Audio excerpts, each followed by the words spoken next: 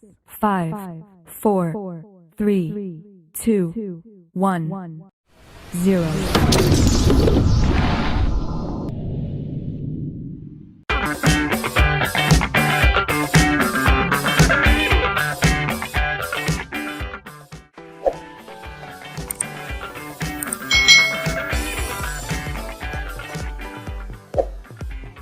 Hai. Selamat datang di channel YouTube Kak Citra. Apa kabar adik-adik semuanya? Kak Citra berharap kalian dalam keadaan yang baik, sehat, dan siap untuk belajar ya. Hari ini kita akan belajar bersama-sama untuk mata pelajaran tematik kelas 2. Kita sudah belajar di tema 4, hidup bersih dan sehat, subtema 1, hidup bersih dan sehat di rumah, pembelajaran yang keempat. Mari adik-adik kita belajar dengan penuh semangat ya. Adik-adik tentunya masih ingat dengan lagu Membuang Sampah ciptaan Pak Ate Mahmud. Mari kita nyanyikan bersama-sama. Jangan membuang sampah di mana-mana. Jagalah kebersihan di lingkunganmu. Sampah di rumahmu, sampah di halaman, sapu dan bersihkan, buang di tempatnya. Sapu dan bersihkan, buang di tempatnya. Adik-adik, pada pembelajaran sebelumnya kita sudah belajar tentang dinamika pada lagu. Dinamika pada lagu itu ada tekanan kuat dan ada yang tekanan lemah. Ketika kita menyanyikan dengan tekanan kuat, otomatis suara kita akan keras. Ketika kita menyanyikan dengan tekanan lemah, otomatis suara kita juga akan lembut adik-adik. Nah, di sini adik-adik lihat ada garis-garis pada setiap syair yang ada di lagu Membuang Sampah. Ada garis yang bergelombang, lalu ada garis lurus. Nah, di sini tanda garis lurus ini berarti dinyanyikan keras dengan tekanan yang kuat adik-adik. Lalu untuk yang bergelombang ini dinyanyikan dengan lembut atau dengan tekanan lemah. Sedangkan yang tidak ada tandanya atau tidak ada garisnya, maka itu dinyanyikan dengan tekanan yang biasa saja. Pada lagu itu terdapat dinamika. Dinamika itu berhubungan dengan tekanan kuat dan tekanan lemah saat menyanyikan lagu. Saat diberikan tekanan kuat, lagu akan dinyanyikan dengan keras. Saat diberi tekanan lemah, lagu dinyanyikan dengan lembut. Dengan adanya dinamika ini adik-adik, lagu itu menjadi semakin enak didengar. Adik-adik, di sini ada bacaan yang berjudul halaman rumah yang kumuh harus dibersihkan. Mari kita baca bersama-sama. Disadari atau tidak, halaman rumah terkadang jarang diperhatikan. Sampah berserakan, tanaman bunga juga jarang disiram. Tanaman bunga menjadi kering dan banyak yang mati. Halaman rumah menjadi kumuh dan gersang. Halaman rumah yang kumuh harus dibersihkan. Sampah-sampah harus disapu dan dibuang ke tempatnya. Jika perlu, sampah dapat didaur ulang. Salah satu hasil daur ulang adalah pupuk kompos. Tanaman bunga harus disiram setiap hari. Pot bunga juga harus tersusun rapi. Halaman rumah akan terlihat rapi dan bersih. Nah, adik-adik, dalam bacaan ini tadi kita harus memperhatikan halaman rumah kita supaya halaman rumah kita itu tidak kumuh dan gersang. Nah, bagaimana cara memperhatikannya adik-adik? Yaitu menyapu sampah-sampah yang berserakan. Lalu kita bisa menata pot bunga supaya tersusun rapi. Tanaman bunga juga harus disiram setiap hari. Nah, adik-adik, sampah pun bisa didaur ulang. Nah, di sini ada contohnya yaitu pupuk kompos.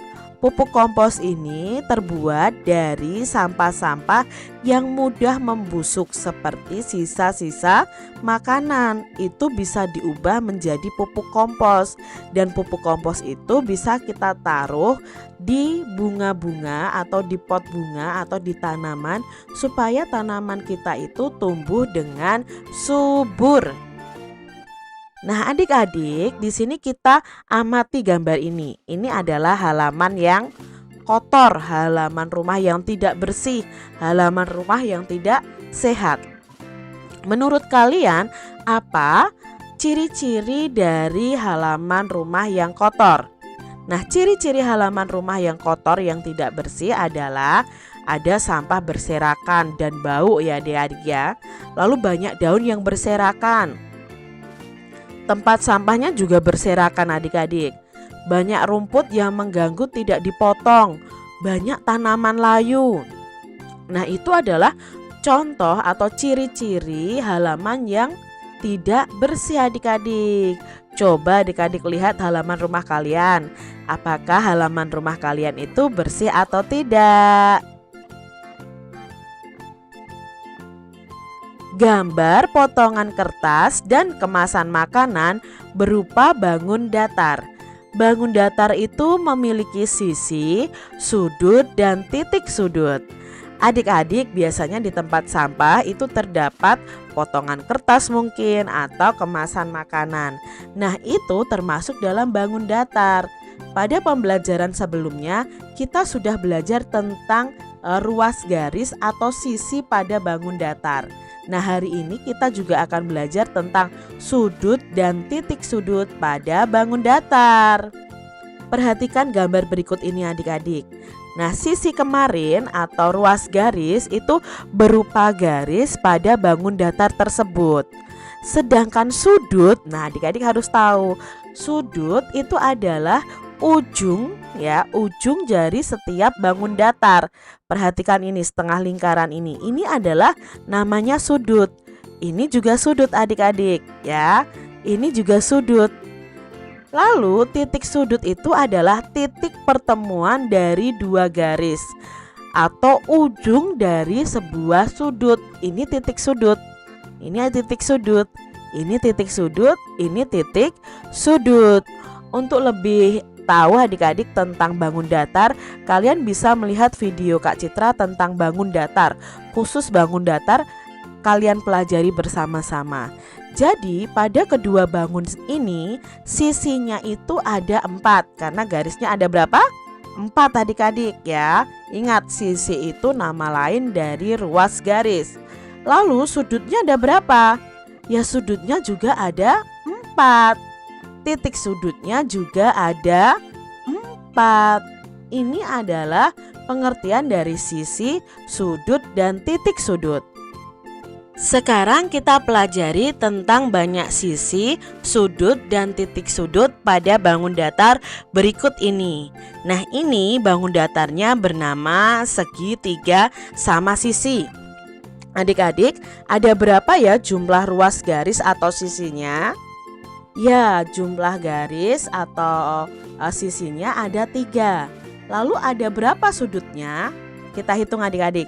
1, 2, 3. Berarti jumlah titik sudut dan sudutnya itu ada 3. Karena sudutnya sendiri ada 3, otomatis titik sudutnya juga ada 3. Berikutnya ada segitiga sama kaki. Nah, adik-adik gampang kok menghitung jumlah ruas garis, jumlah titik sudut, dan jumlah sudut. Kalau namanya segitiga, pasti jumlah ruas garis, titik sudut, dan sudutnya itu ada 3 adik-adik ya. Buktikan saja, ini segitiga sama kaki. 1, 2, 3. Ruas garisnya ada 3. Titik sudutnya ada berapa? 1, 2, 3. Lalu sudutnya sendiri ada berapa? 1, 2, 3. Berarti setiap segitiga itu memiliki sisi, titik sudut, dan sudut itu sebanyak 3. Di sini ada segitiga siku-siku. Nah, segitiga siku-siku ini juga sama.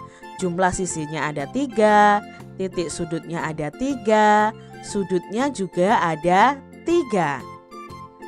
Berikutnya ada segitiga sembarang. Nah, segitiga sembarang ini sama karena namanya masih segitiga, ya jumlah ruas garis atau sisinya ada 3. Titik sudutnya ada 3, sudutnya juga ada 3. Bangun berikutnya adalah belah ketupat. Nah, belah ketupat ini memiliki jumlah ruas garis atau sisi sebanyak 4. Kita hitung adik-adik. 1, 2, 3, 4. Titik sudutnya juga ada 4. 1, 2, 3, 4. Sudutnya juga ada 4 adik-adik. Berikutnya ada bangun datar layang-layang. Coba adik-adik hitung berapa jumlah ruas garis, titik sudut, dan sudutnya. Ya, jumlah ruas garis atau sisinya ada 4. Titik sudutnya juga ada 4, sudutnya juga ada 4. Bangun datar berikutnya adalah persegi. Coba adik-adik amati berapa jumlah ruas garisnya, berapa titik sudutnya, dan berapa sudutnya. Ya, jumlah ruas garisnya ada 4. Titik sudutnya juga ada 4, sudutnya juga ada 4. Sekarang bangun berikutnya ada persegi panjang. Nah, persegi panjang ini karena hampir sama dengan persegi, berarti jumlah ruas garis, titik sudut, dan sudutnya juga sama, yaitu 4 adik-adik. Bangun datar berikutnya adalah jajar genjang. Nah, jajar genjang sendiri itu termasuk dalam bangun segi 4. Maka jumlah ruas garis atau sisinya ada 4. Titik sudutnya juga ada 4 dan sudutnya juga ada 4. Berikutnya ada bangun datar namanya trapesium. Nah, trapesium ini sama, memiliki ruas garis sebanyak 4, titik sudutnya sebanyak 4, dan sudutnya juga sebanyak 4. Selanjutnya ada segi 5. Nah, segi 5 sendiri ruas garisnya ada berapa? Coba adik-adik hitung. Ya, segi 5 itu ruas garis atau sisinya ada 5. Titik sudutnya juga ada 5. Dan sudutnya juga ada 5. Pada bangun datar berikutnya adalah segi 6. Ada berapa jumlah ruas garisnya? Ya, ada 6. Ada berapa titik sudutnya adik-adik? 6 juga. Lalu ada berapa sudutnya? Iya, ada 6 juga. Nah, sekarang ada lingkaran adik-adik. Nah, lingkaran ini memiliki satu sisi atau satu ruas garis. Titik sudutnya tidak ada Kak Citra karena nggak ada ujungnya. Lalu sudutnya juga tidak ada. Nah, itu tadi jumlah ruas garis, titik sudut, dan sudut pada bangun datar. Perhatikan gambar di bawah ini dengan teliti. Nah, adik-adik, Kak Citra mempunyai tugas untuk kalian. Coba kalian hitung jumlah sisi, jumlah sudut, dan jumlah titik sudut pada gambar ini. Ya, gambar pertama itu segitiga, gambar kedua itu trapesium, gambar ketiga itu belah ketupat, gambar keempat itu segitiga siku-siku, gambar kelima trapesium siku-siku.